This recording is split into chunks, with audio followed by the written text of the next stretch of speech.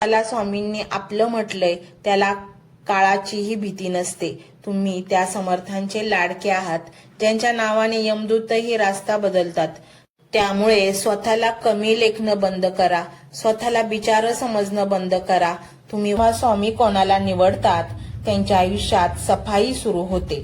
तुमच्या आयुष्यातून अशी माणसे आपोआप दूर होतील जी तुमच्या प्रगतीत अडथळा आहेत. तुमचे असे स्वभाव निघून जातील जे तुम्हाला मागे खेचत होते. तुम्हाला अचानक संधी दिसू लागतील.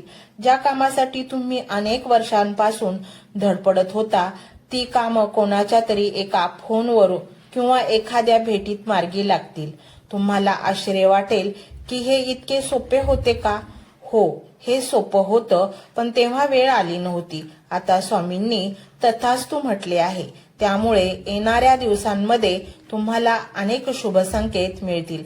कधी स्वप्नातून, कधी कोणाच्या तरी बोलण्यातून, तर कधी अचानक तुम्हाला मिळणाऱ्या शांततेतून.